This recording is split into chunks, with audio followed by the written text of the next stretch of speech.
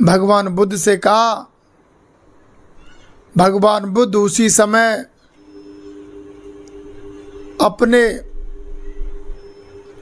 जितने विद्वान भिक्षु थे, सारपुत्र, मंगलकर, आनंद, अनिरुद्ध, सभी भिक्षुओं को बुलाया और कह दिया कि आज के बाद देवदत्त कभी हमारे संग में नहीं आएगा, उसे निकालने की मैं घोषणा करता हूं। इतनी बात जो भगवान बुद्ध ने घोषणा की है कि आज के बाद देवदत्त को कोई अपने संग में नहीं बुलाएगा और ना हमारे दर्शन करने के लिए आएगा। इतनी बात जो सुनी, ये बात भगवान बुद्ध की सारे चारों दिशा में फैल गई कि उन्होंने इस प्रकार के वचन का प्रयोग किया है। देवदत्त ने सबसे ज्यादा कि ये कहा कि मुझे भगवान बुद्ध ने इन शब्दों से संबोधित किया है। जब ये बात जाकर के बिंदुसार का दूसरा पुत्र था अभय कुमार, उससे जाकर के कहा है कि मुझे इस प्रकार से भगवान बुद्ध ने कहा है। अभय कुमार बोलता है कि भगवान बुद्ध ऐसा तो नहीं बोलेंगे। बोले मुझसे कहा है, अगर नहीं बोलेंगे तो जाके तो पूछना कि तुमने देवदत्त से क्या कहा है। अगर हां करेंगे कि कहा है तो गलत है, और ना करेंगे तो पूरे में बात फैल जाएगी। बोले भगवान बुद्ध झूठ भी बोलते हैं। अभय कुमार उसी समय रथ उठाता है और जाकर भगवान बुद्ध के आश्रम में पहुंच जाता है और उनसे कहता है कि भगवान कल हमारे यहां पर आपका भोजन है। भगवान बुद्ध अभय राजकुमार का निमंत्रण स्वीकार कर लेते हैं और जाकर के दरबार में पहुंचे हैं, जहां पर उन्होंने भोजन ग्रहण किया। और अभय ने वही क्वेश्चन पूछा, भगवान मैंने सुना है कि आप कभी कठोर शब्द नहीं बोलते, आप कभी ऐसे शब्दों का प्रयोग नहीं करते कि सामने वाले को दिल में जाकर के चोट लगे। भगवान बुद्ध बोले, अभय राजकुमार ऐसे शब्द हर जगह नहीं बोले जाते और बोले भी जाते हैं, मगर उनका कारण कुछ और होता है। उसी समय अभय कुमार का एक छोटा पुत्र था दुधमुहा, पीठ के बले लेटा हुआ था। उसी समय भगवान बुद्ध ने उसकी संकेत करते हुए कहा कि अभय राजकुमार, तुम्हारा जो बेटा आपके हाथ में लग रहा है, अगर इसके गले में यार पत्थर टकरा जाए या कोई लकड़ी अटक जाए तो तुम क्या करोगे? अभय कुमार बोला कि भगवान, अगर इसके गले में पत्थर अटक गया या लकड़ी अटक गई या कोई सिक्का अटक गया तो मैं एक हाथ से पकड़ करके और दूसरे हाथ की अंगुली टेढ़ी करके और इसके मुंह में ठांस करके उस पैसे को या गट्टा को या लकड़ी को बाहर निकालूंगा, चाहे रक्त क्यों ना निकले आए, क्योंकि तुम्हारा मोह उस बच्चा के अंदर है कि बच्चे कैसे भी जान बची है। उस दर्द को नहीं सहन करोगे, किसी को दर्द भी होगा मगर नहीं, पहले पैसे को बाहर निकालोगे, उस गट्टा को बाहर निकालोगे, उस पत्थर को बाहर निकालोगे, क्योंकि इसके द्वारा प्राण बच जाएंगे। तो जो मैंने शब्द बोले हैं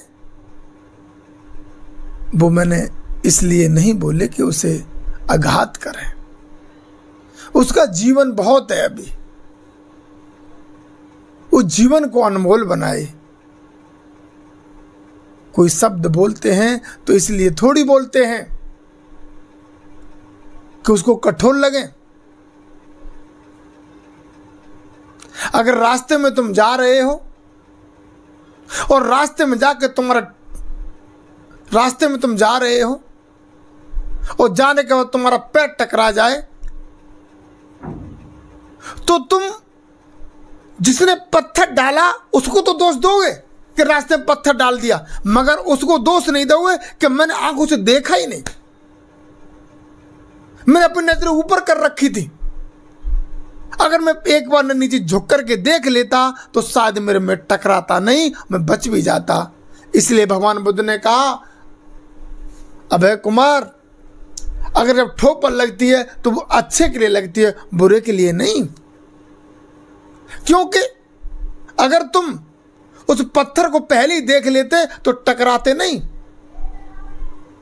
और दूसरे की भी रक्षा कर देते, उस पत्थर को एक जगह रख देते आप। इतनी बात जो सुनी भगवान बुद्ध की, अभय कुमार चरणों में गिर गया और कहने लगा, बुद्धम शरणं गच्छामि, धम्मम शरणं गच्छामि और संघम शरणं गच्छामि। और भगवान बुद्ध वहां से निकल आए। धम्म प्रेमियों, धीरे धीरे समय फिर बीता, मगर भगवान बुद्ध की जो कीर्तमान था वो और ज्यादा स्थापित हो गया, निखार आ गया। देवदत्त घबराने लगा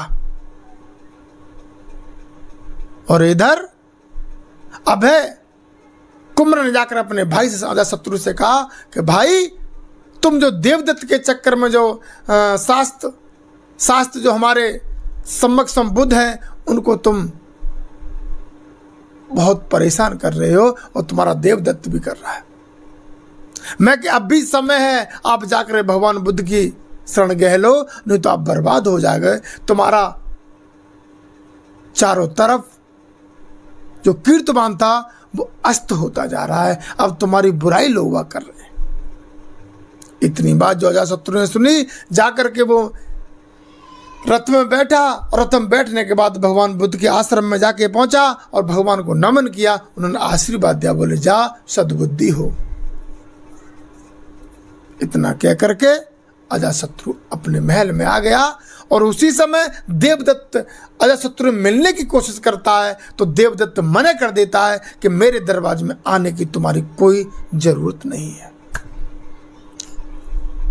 उसी समय देवदत्त फिर भगवान बुद्ध के पास जाने की कोशिश करता है, जाके कहता है, भगवान को मेरा प्रणाम हो। भगवान कुछ नहीं कहते।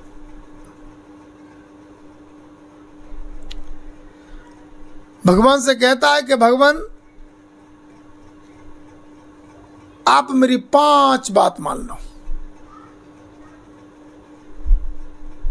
भगवान बुद्ध बोले, चाह यहां से निकल जा, मैं तेरी कोई बात नहीं माननी। भगवान बुद्ध ने साफ कह दिया कि मैं तेरी कोई बात नहीं मानूंगा, तू चला जा यहां से।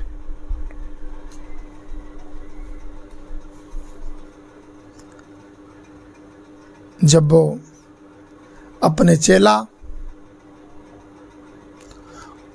कोकल के पास आता है और वो कहता है कि आज भगवान बुद्ध ने मुझे अपने आश्रम से भगा दिया, मैं 5 वचन लेना चाहता था भगवान बुद्ध से, उन्होंने मना कर दिया। तो कोलवर्ग कहता है कि भगवान वो 5 विचार क्या थे तुम्हारे?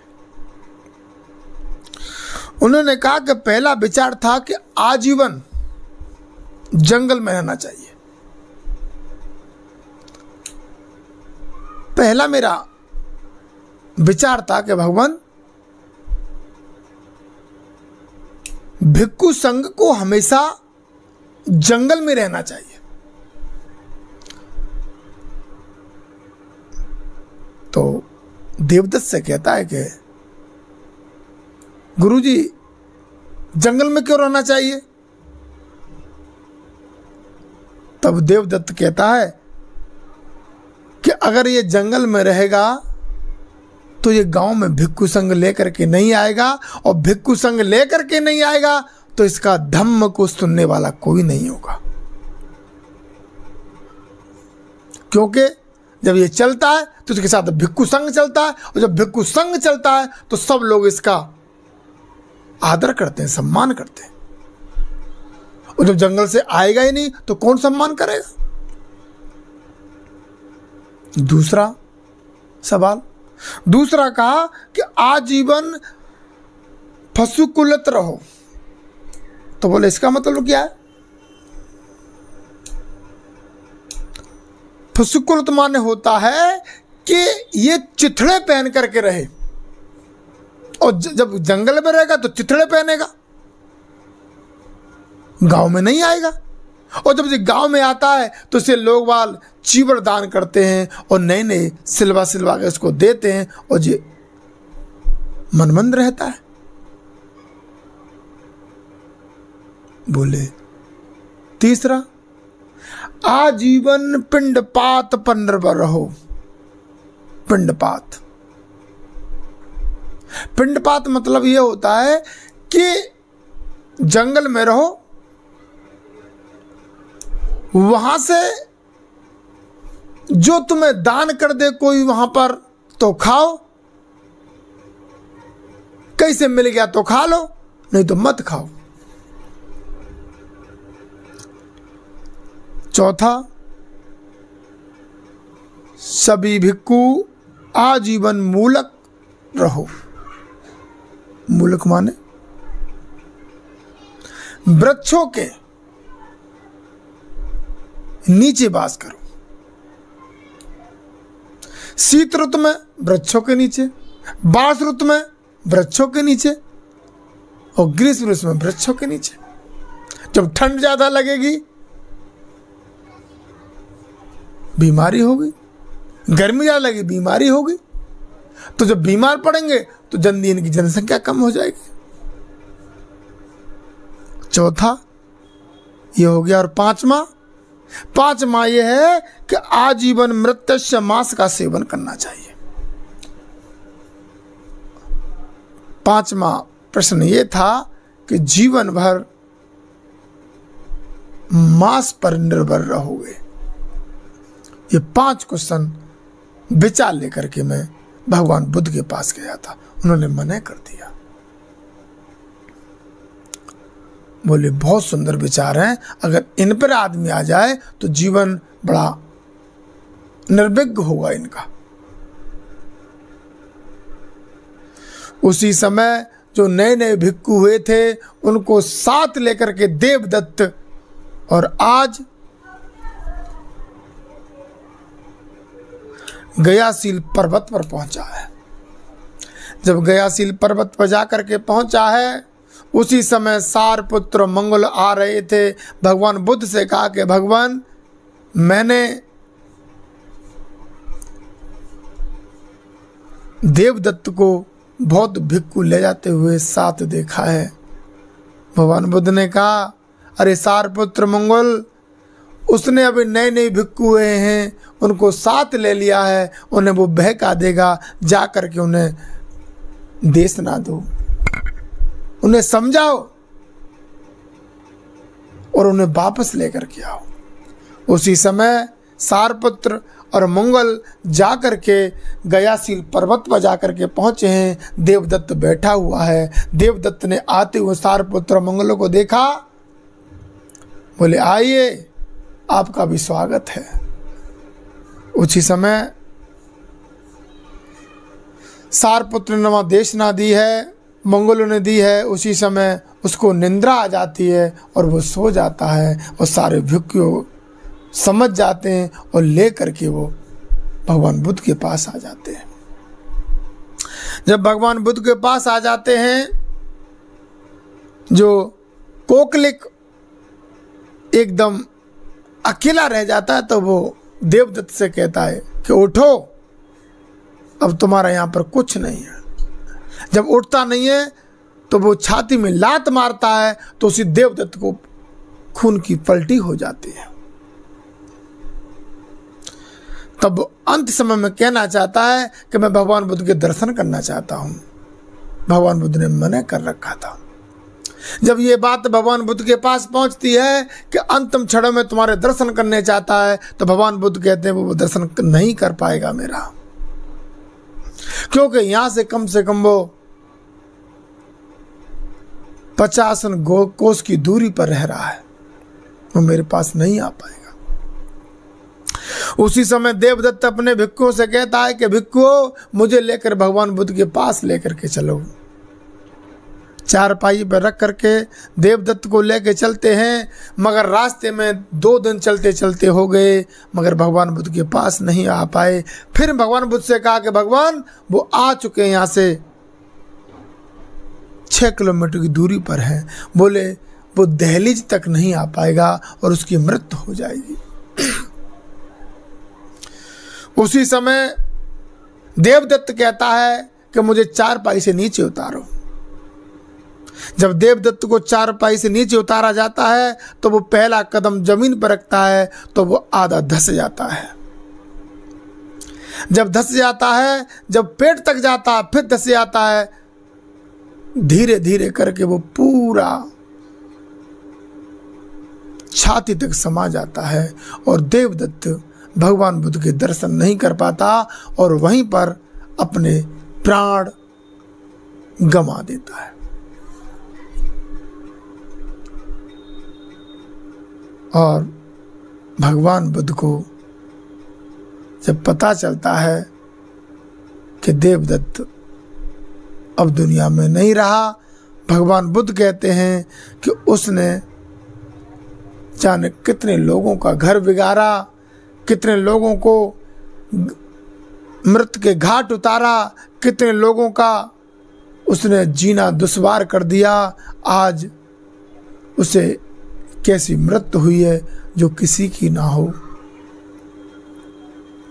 और धम्म प्रेमियों, ये कहानी मैंने तुम्हें देवदत्त की कहानी सुनाई, जो घर के होते हुए भी वो भगवान बुद्ध के ना हुए, और सभी का भगवान बुद्ध उद्धार कर देते हैं। और मैं कहानी को यहीं पर समाप्त करता हूँ। नमो बुद्धाय, जय भीम।